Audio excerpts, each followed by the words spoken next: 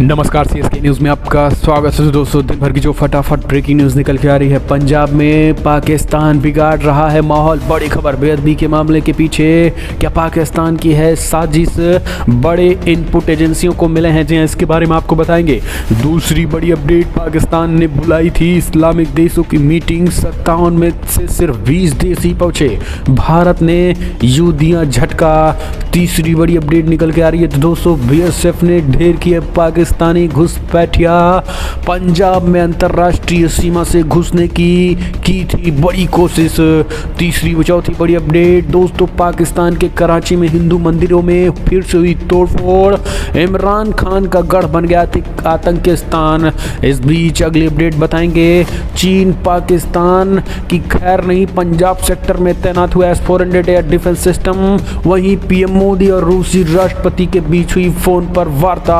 तो दोस्तों, एक एक करके आपको विस्तार से बताएंगे, जहां पे दलाई लामा ने भी कई बड़े ऐलान कर दिए हैं। तो एक एक करके विस्तार से बताएंगे, लेकिन उससे पहले एक छोटा सा निवेदन, अगर आपने चैनल को अभी तक सब्सक्राइब नहीं किया तो पल पल की अपडेट के लिए चैनल को सब्सक्राइब करना ना भूलें। दोस्तों, दरअसल पहली बड़ी अपडेट निकल के आ रही है। पंजाब में इस बेअदबी के पीछे एजेंसियों ने किया बड़ा खुलासा, पाकिस्तान की साजिश है इसके पीछे। पंजाब में हाल ही के दिनों में अस्थिरता का माहौल देखने को मिल रहा है। ऐसे में सवाल उठ रहा है कि पंजाब का माहौल कौन खराब कर रहा है? क्या पंजाब में बेअदबी के मामले के पीछे पाकिस्तान की साजिश है? ये इसलिए भी उठ रहे हैं क्योंकि कथित तौर पर बेअदबी के मामले सामने आए हैं, जिसके में पंजाब में हाई अलर्ट और केंद्र सरकार भी पंजाब सरकार को अलर्ट कर दिया है। आपको बता दें, गृह मंत्रालय ने सुरक्षा सभी बढ़ाने के आदेश दे दिए हैं। गृह मंत्रालय ने कहा है कि सभी गुरुद्वारे, डेरे, मंदिरों के अलावा सभी धार्मिक स्थलों की सुरक्षा बढ़ा दी जाए। इसके पीछे पाकिस्तान का हाथ बताया है। केंद्र सरकार को आशंका है कि धार्मिक स्थलों का इस्तेमाल कर पंजाब में माहौल बिगाड़ा जा सकता है। बेअदबी जैसी घटनाओं से पंजाब का धार्मिक सद्भाव बिगाड़ा जा सकता है। केंद्र सरकार के इनपुट के बाद राज्य सरकार भी चौकन्ना हो गई और सभी धार्मिक स्थलों में CCTV कैमरे लगाने, लाइटिंग बढ़ाने और सुरक्षा कर्मियों की तैनाती के आदेश दे दिए हैं। आपको बता दें कि माना जा रहा है कि जिसने बेअदबी की है वो मुस्लिम समुदाय से भी है।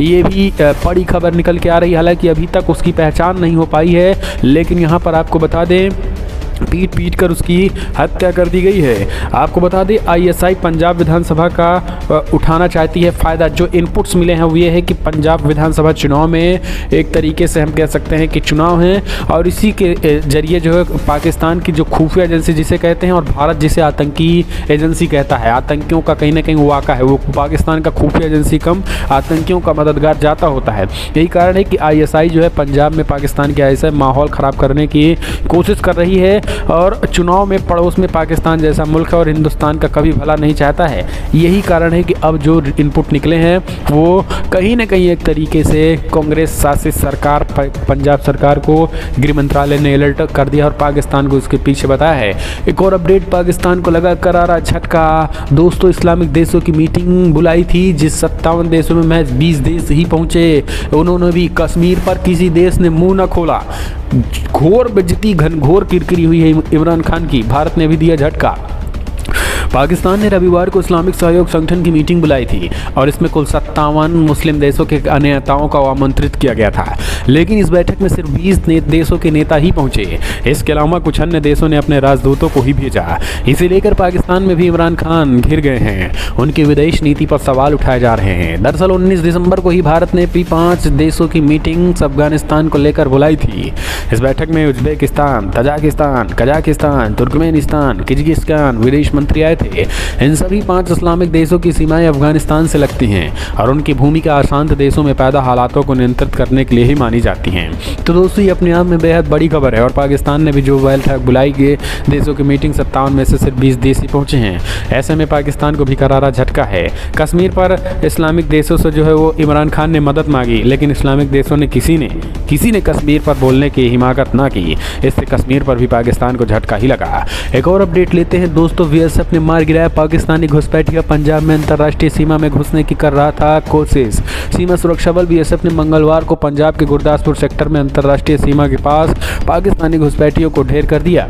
बीएसएफ ने बताया कि भारत पाकिस्तान सीमा पर व्यक्ति को तब गोली मारी गई जब आज सुबह 6:30 बजे जबरन वो एरिया में घुस रहा था। इससे पहले सोमवार को ही गुरदासपुर सेक्टर में अंतर्राष्ट्रीय सीमा के फॉरवर्ड पोस्ट कॉन्क्लेव पर बीएसएफ ने पाकिस्तान की ओर से आए एक ड्रोन पर गोली चलाकर उसे वापस भेज दिया। बीएसएफ के उप महानिदेशक प्रभाकर जोशी ने सोमवार को बताया है कि रविवार देर रात करीब 12:30 बजे गुरदासपुर सेक्टर में एक ड्रोन दिखाई दिया। आपको बता दें कि इसके बाद बीएसएफ की पेट्रोलिंग टीम ने उस पर 5 राउंड गोली चलाई, जिसमें ड्रोन पाकिस्तान के इलाके की ओर लौट गया था। पिछले कुछ दिनों में अंतर्राष्ट्रीय सीमा के पास पाकिस्तान की तरफ से ड्रोन की गतिविधियां बढ़ गई हैं। हम चलते हैं एक और अपडेट लेते हैं। दोस्तों, पाकिस्तान के कराची में हिंदू मंदिरों में तोड़फोड़, हिरासत में लिए गए आरोपी। पाकिस्तान ने एक बार फिर से हिंदू मंदिरों के साथ तोड़फोड़ की घटनाएं की गई हैं। रिपोर्ट्स के मुताबिक कराची में एक मंदिर के साथ तोड़फोड़ करने के आरोप में 20 दिसंबर की रात एक शख्स को गिरफ्तार किया गया है। पाकिस्तानी मीडिया ने बताया है कि आरोपी शख्स 20 दिसंबर को शाम को कराची के रणछोड़ लाइन इलाके में एक हिंदू मंदिर में घुस गया और हिंदू देवता जोग माया की मूर्ति को हथौड़े से क्षतिग्रस्त कर दिया। स्थानीय मीडिया रिपोर्ट्स के मुताबिक बाद में लोगों ने आरोपी को पकड़ लिया और स्थानीय पुलिस को सौंप दिया। आरोपी के खिलाफ ईशा निंदा से जुड़ी धाराओं के तहत मामला दर्ज कर लिया गया है। आपको बता दें, जो एक बड़ी खबर निकल के आ रही है। इस बीच अगर हम बात करें तो स्थानीय एसएसपी सरफराज नवाज ने बताया है कि वलीद नाम के शख्स ने नैनपुरा स्थित नारायण मंदिर में तोड़फोड़ की है। एक और अपडेट लेते हैं। दोस्तों, भारत में अहिंसा और धार्मिक सद्भाव दुनिया के लिए एक उदाहरण। दलाई लामा का बड़ा बयान है। चाइना को मिर्ची लगनी तय है। तिब्बत के बड़े धर्मगुरु दलाई लामा ने कहा है कि दुनिया में सबसे ज़्यादा धार्मिक सहिष्णुता भारत में है। दलाई लामा श्रीलंका की कोलंबो में आयोजित महासफिष्ठता सुत्ता कार्यक्रम को वर्चुअली संबोधित कर रहे थे। उन्होंने कहा है कि जब वो एक रिफ्यूजी के तौर पर भारत पहुंचे तब उन्होंने यहाँ से सबसे ज़्यादा अहिंसा और धार्मिक शांति सद्भावना पाया। इस आयोजन में करीब 600 बौद्ध भिक्षु से बातचीत की और ये सभी संत श्रीलंका, इंडोनेशिया, मलेशिया, म्यांमार और थाईलैंड के थे। तो दोस्तों, उन्होंने हिमाचल प्रदेश के धर्मशाला में स्थित अपने आवास से इस इवेंट को संबोधित किया। हम चलते हैं एक और अपडेट लेते हैं। दोस्तों, बड़ी खबर निकल के आ रही है। प्रधानमंत्री मोदी और रूसी राष्ट्रपति व्लादिमीर पुतिन से टेलीफोन पर हुई बातचीत, रक्षा सहयोग से लेकर द्विपक्षीय भागीदारी बढ़ाने पर हुई चर्चा। जी हाँ दोस्तों, प्रधानमंत्री मोदी ने सोमवार को रूस के राष्ट्रपति व्लादिमीर पुतिन से फ़ोन पर बातचीत कर दी है। आपको बता दें, इस बातचीत के दौरान दोनों नेताओं ने राष्ट्रपति पुतिन की हाल ही की भारत यात्रा के दौरान चर्चा किए गए कुछ मुद्दों पर बातचीत की। प्रधानमंत्री कार्यालय इसकी जानकारी दी। इसी बीच आपको बता दें, एशिया प्रशांत क्षेत्र को लेकर भी बातचीत हुई। इससे पहले एक रूसी अधिकारी ने बताया है कि राष्ट्रपति व्लादिमीर पुतिन ने सोमवार को ही प्रधानमंत्री मोदी के साथ टेलीफोन पर बातचीत में एशिया प्रशांत क्षेत्र में स्थिर स्थिति पर विचारों का आदान प्रदान किया। रूस हिंद प्रशांत क्षेत्र को अक्सर एशिया प्रशांत क्षेत्र के नाम से पुकारता है।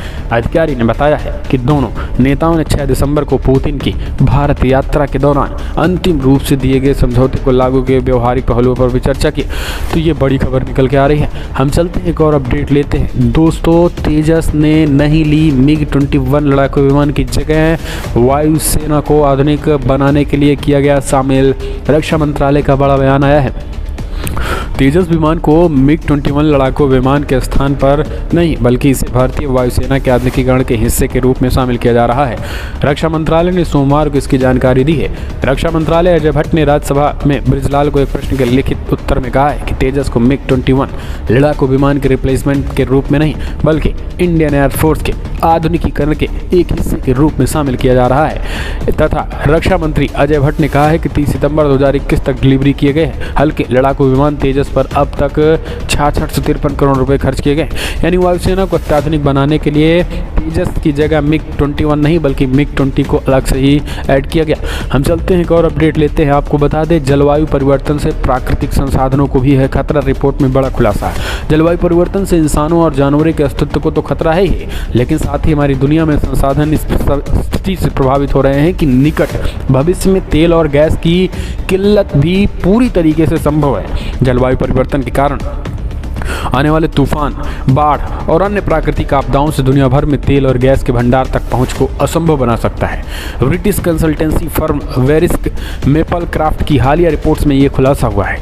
ब्रिटिश स्थित शोध संस्थान के ताज़ा शोध के मुताबिक जलवायु परिवर्तन के कारण 40% तेल और गैस भंडार या 600 बिलियन बैरल तेल तक दुनिया पहुंच खो चुकी है और इससे सऊदी अरब, इराक और नाइजीरिया सबसे ज़्यादा प्रभावित होंगे। तो दोस्तों, जलवायु परिवर्तन ऐसा नहीं कि केवल मानवता के लिए बल्कि संसाधनों पर भी आपने ग्रहण लगेगा।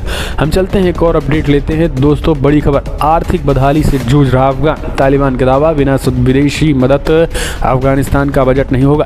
दोस्तों, आपको बता दें, अफगानिस्तान की तालिबान सरकार ने देश का बजट तैयार किया है। तालिबान का दावा है कि उसने बिना किसी विदेशी मदद के ही बजट तैयार किया है। अफगानिस्तान के वित्त मंत्रालय ने यह बजट तैयार किया है। आपको बता दें, मंत्रालय के एक प्रवक्ता ने कहा है कि तालिबान सरकार ने पिछले 2 दशक में पहली बार बिना विदेश से आर्थिक सहायता के इस तरीके का बजट को तैयार किया। वित्त मंत्रालय के प्रवक्ता अहमद अली हकमान ने हालांकि ये नहीं बताया कि इस बजट का जो ड्राफ्ट तैयार किया गया है वो कितना बड़ा है। हालांकि न्यूज एजेंसी AFP से बातचीत में उन्होंने कहा है कि कैबिनेट से मंजूरी मिलने के बाद इस ड्राफ्ट को पब्लिश किया जाएगा। उन्होंने कहा है कि ये कोशिश कर रहे हैं कि हमें घरेलू आय से फाइनेंस किया जाए। हम चलते हैं, एक और अपडेट लेते हैं दोस्तों। नेपाल में, जी हाँ, बड़ी खबर निकल के आ रही, नेपाल में चीनी कंपनियां हुई ब्लैकलिस्टेड। एयरपोर्ट डेवलपमेंट में धोखाधड़ी का आरोप।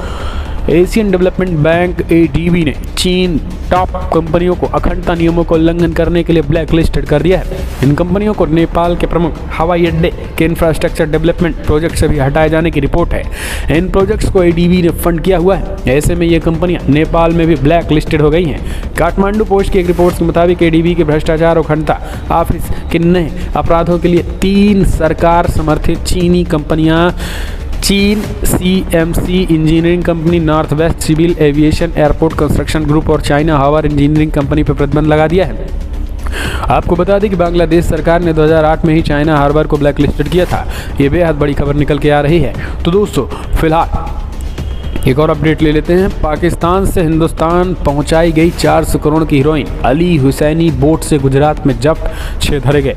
तो दोस्तों, भारत को बदनाम करने के लिए पाकिस्तान किस कदर गिर सकता है, चाहे वो सीमावर्ती इलाकों से आतंकियों के घुसपैठ कराने हो या फिर ड्रोन से हवाई हमले हो, या फिर हम कह सकते हैं कि युवाओं को बर्बाद करने के लिए हीरोइन से लेकर के गांजा से लेकर अफीम चरस तक किस तरीके से भारत भेज रहा है पाकिस्तान। इसका अंदाज़ा लगा सकते हैं कि एक मछली पकड़ने वाली बोट से ही जो है 400 करोड़ के हीरोइन भेज दिए हैं। हालांकि भारतीय सेना और वहाँ की जो सुरक्षा एजेंसियों के चौकन्ना होने से उनके कोशिशों को नाकाम कर दिया गया है। तो दोस्तों, फिलहाल बड़ी खबर में इतना ही, लेकिन अगर आपको वीडियो पसंद आया तो लाइक करें, शेयर करें, कमेंट के माध्यम से